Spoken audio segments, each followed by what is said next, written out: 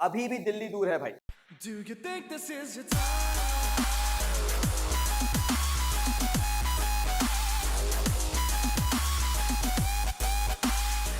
तो चलिए next topic जो हमारा है वो है कॉन्स्टिट्यूएंट ऑफ डिपॉजिटरी सिस्टम। ये जो पूरा डिपॉजिटरी सिस्टम है, मतलब जो शेयर मार्केट है, कहां से शेयर्स ओरिजिनेट होता है और किस तक पहुंचता है, ये कैसे वर्कआउट करता है, कौन कौन से एलिमेंट्स इसके अंदर इंक्लूड होते हैं, चलिए आइए समझना चालू करते हैं। हमारे लिए अच्छी बात क्या है कि हम इसको एक लिंक बना के पढ़ने वाले हैं, तो उससे आसान रहेगा आपको याद करना, बजाय उसके कि आप वही मगअप करना चालू कर दो और 1 2 3 4 5 पता नहीं क्या क्या जो करते हो वो करना चालू कर दो। तो अच्छा क्या है, चलिए शुरू करते हैं एंड टू एंड डिस्कशन करना कि आखिर ये जो मैं 5 कॉन्स्टिट्यूएंट्स आप बोलने वाला हूं, बताने वाला हूं, ये आप कैसे याद रखने वाले हो। तो पहला आता है इंडिविजुअल, जो कि पब्लिक के अंदर से है, एक ऐसा पोटेंशियल इन्वेस्टर, एक बंदा वो जो कि मार्केट में शेयर्स में पैसा लगाना चाहता है। ये बहुत ही हैपनिंग बंदा है और सोचता है कि मुझे मार्केट से रिटर्न्स कमाने हैं, मुझे कोई भी एक ऐसी कंपनी बता दो जिसमें मैं शेयर्स में पैसा लगा दूं। तो इससे क्या पता चलता है, एक ऐसी पोटेंशियल कंपनी भी है जो मार्केट में शेयर्स इशू करना चाहती है। तो पहला एलिमेंट तो मुझे पता चल गया, पहला कॉन्स्टिट्यूएंट कौन है, एक इन्वेस्टर, या फिर उसे आप एक इंडिविजुअल भी बोल सकते हो जो कि मार्केट में पैसा लगाने के लिए तैयार बैठा है। किसमें पैसा लगाएगा, कंपनी के शेयर्स में। तो मुझे दूसरा कॉन्स्टिट्यूएंट भी पता चल गया, वो है एक कंपनी।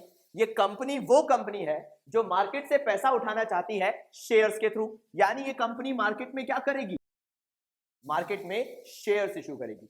अब देखो कंपनी के लिए प्रॉब्लम क्या है, कंपनियां चिट्ठियां बना के नहीं पहुंचाएगी इन्वेस्टर्स तक कि ये लीजिए आपके शेयर्स जो हैं हम आपको दे रहे हैं जो आपने हमसे खरीदे हैं। ये कंपनी को कोई ऐसा सोर्स ढूंढना पड़ेगा कि डिजिटली जो शेयर्स हैं वो इस इंडिविजुअल के पास पहुंच जाए। कहने का मतलब ये है, आज के टाइम में जो शेयर्स हैं वो इलेक्ट्रॉनिक फॉर्म में डील होते हैं, हार्ड कॉपीज में डील नहीं होते हैं। यानी इन शेयर्स को कहीं पे रखने का डिजिटल फॉर्म में, इलेक्ट्रॉनिक फॉर्म में कोई तो जगह होनी चाहिए जहां पे इनको स्टोर किया जाए। ठीक है, चलिए समझते हैं कि ये शेयर्स अगर इशू होंगे तो इलेक्ट्रॉनिकली कहां पे जाके स्टोर होंगे। तो उसकी जो जगह है वो हमारा नेक्स्ट पॉइंट आता है, की डिपॉजिटरी। जिस हिसाब का नाम है उस हिसाब का काम भी है।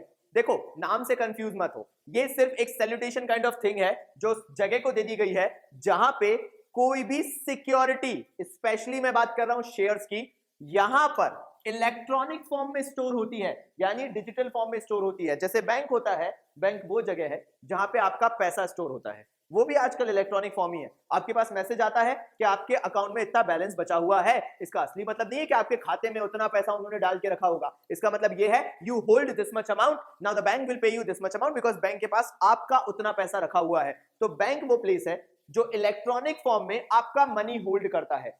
डिपॉजिटरी वो जगह है जो आपके शेयर्स को इलेक्ट्रॉनिक फॉर्म में स्टोर करके रखती है।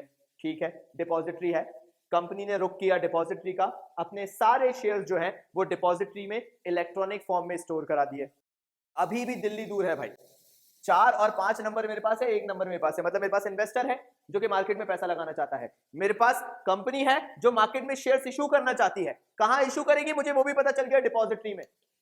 अब ये डिपॉजिटरी के कुछ नाम तो होंगे, national securities depository limited and central depository services limited. ये दो वो डिपॉजिटरीज के नाम है, बिकॉज द डिपॉजिटरी, मैं इंसान, ऐसे डिपॉजिटरी के कुछ नाम तो होने चाहिए ना। तो एनएसडीएल और सीडीएसएल वो दो डिपॉजिटरीज के नाम है जहां पे कोई भी कंपनी अपने शेयर्स इलेक्ट्रॉनिक फॉर्म में स्टोर करा सकती है।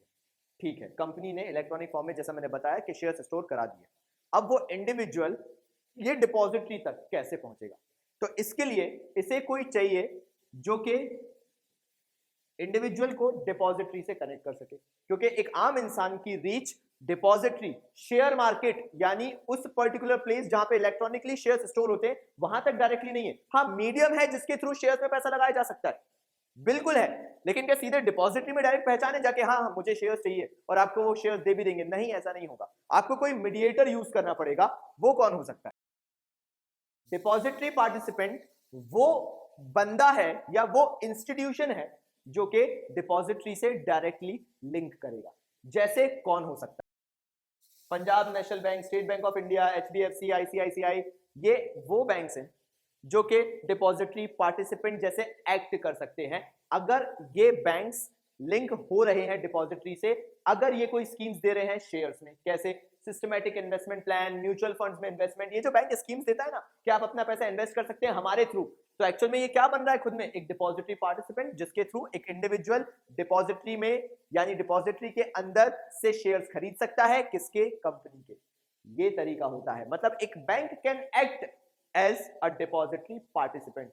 बैंक के थ्रू नहीं जाना, कोई इशू थोड़ा है। आप बहुत ही डायरेक्ट जाना चाहते हो, बिल्कुल जाओ, ब्रोकर के थ्रू जाओ। एक दलाल को उठाइए आप जो कि शेयर मार्केट में डील करता है, जिसके पास लाइसेंस है उस चीज का, सेबी के थ्रू अप्रूवल है, वो ब्रोकर आपको लेके जाएगा डिपॉजिटरी तक, मतलब आपके बिहाफ पे शेयर्स खरीदेगा, आपके लिए खरीदेगा, लेकिन as a depository participant, as a mediator, because you can not directly interact with the depository, the institution where the shares are being held up in electronic form, इसलिए वो आपका काम करेगा। ठीक है, ये नहीं है तो एक और हो सकता है फाइनेंशियल इंस्टीट्यूशंस। और कोई अगर फाइनेंशियल इंस्टीट्यूशन हो जो कि एक डिपॉजिटरी पार्टिसिपेंट की तरह सर्विसेज ऑफर कर सकता है तो मोस्ट वेलकम, वो आपके बिहाफ पे डिपॉजिटरी के अंदर जाके शेयर्स खरीदेगा और इलेक्ट्रॉनिकली आपके लिए शेयर्स होल्ड अप करेगा।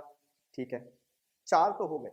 कैसे? पहला, एक इंडिविजुअल, एक इन्वेस्टर जो पैसा इन्वेस्ट करना चाहता है, कंपनी जो मार्केट में शेयर्स इशू करना चाहती है, कंपनी रुक करेगी डिपॉजिटरी का, जहां पे कंपनी अपने शेयर्स इलेक्ट्रॉनिक फॉर्म में स्टोर करके रख देगी, इनके पास रिकॉर्ड हो जाएगा कि इस कंपनी ने शेयर्स इशू कर दिए हैं।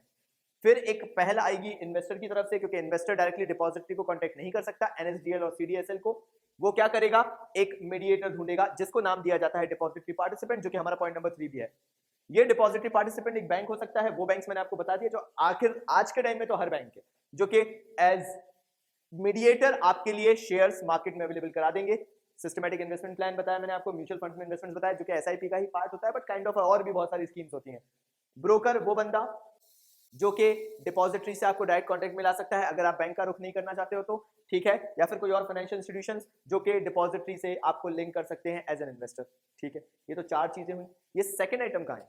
देखिए, अगर आप डिपॉजिटरी पार्टिसिपेंट को कांटेक्ट करना चाहते हैं, मतलब अगर आपको चाहिए कि आप डिपॉजिटरी पार्टिसिपेंट को कांटेक्ट करें, देखिए आपके पास प्रॉब्लम क्या है? प्रॉब्लम ये है कि अगर आप एज एन इन्वेस्टर मार्केट में शेयर्स खरीदना चाहते हैं तो आपके शेयर्स कहां पे स्टोर होंगे? मैंने बता दिया ना, शेयर्स इलेक्ट्रॉनिक फॉर्म में स्टोर होते हैं। कहां होते हैं? डिपॉजिटरी में। तो ये चीज तो प्रूफ है कि अगर आपके शेयर्स भी स्टोर होंगे तो बैंक में तो होंगे नहीं, क्योंकि बैंक में तो पैसा स्टोर होता है। तो शेयर्स इलेक्ट्रॉनिक फॉर्म में कहां होते हैं? डिपॉजिटरी में। तो आपके शेयर्स भी डिपॉजिटरी में ही स्टोर होंगे, लेकिन उसके लिए आपका खुद का अकाउंट होना चाहिए। जो आपका अकाउंट ओपन होगा डिपॉजिटरी के अंदर, वो अकाउंट कहलाएगा डीमैट अकाउंट। इसी को नाम दिया जाता है पॉइंट नंबर 2। ये वो डीमैट अकाउंट होगा जो कि डिपॉजिटरी के अंदर ये प्रूफ होगा कि यू एज एन इन्वेस्टर आप होल्ड कर रहे हो शेयर्स को इलेक्ट्रॉनिक फॉर्म में।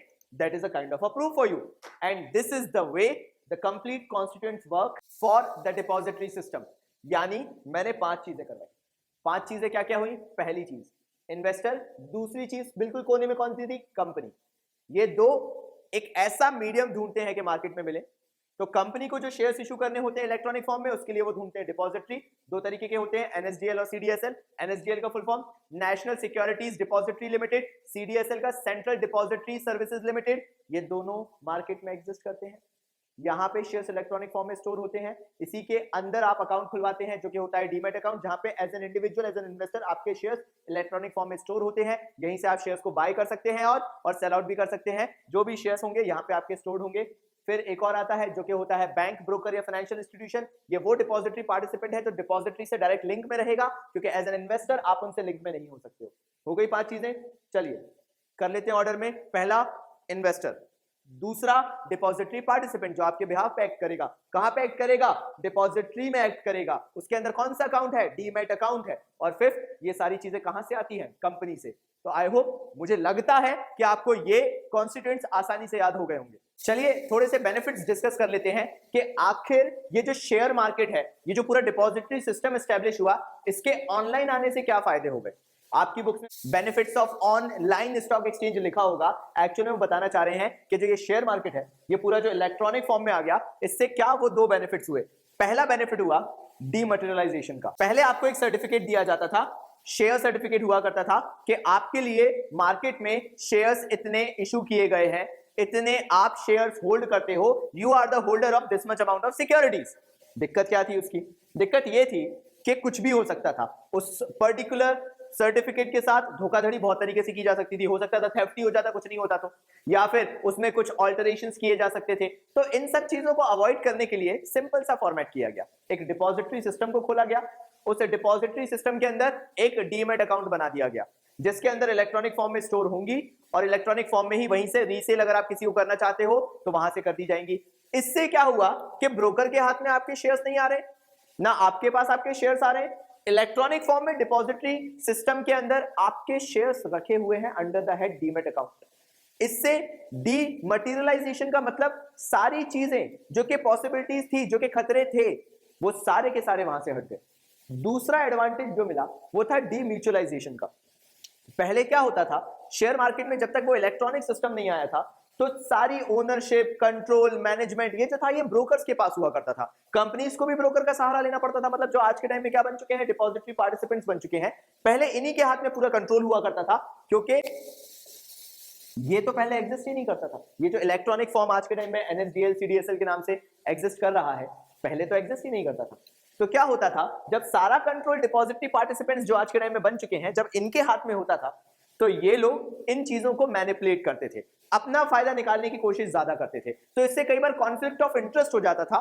कॉन्फ्लिक्ट ऑफ इंटरेस्ट का मतलब इन लोगों को लगता था कि कंपनी से जो शेयर्स आ रहे हैं, कंपनी से जो इन्वेस्टमेंट्स आ रहे हैं, सब इनकी बदौलत है। तो वो जो इंडिविजुअल्स होते थे, जो एक्चुअल पब्लिक होती थी, उन तक वो बेनिफिट्स नहीं पहुंचाते थे और खुद ही सारे बेनिफिट्स रखना चाहते थे।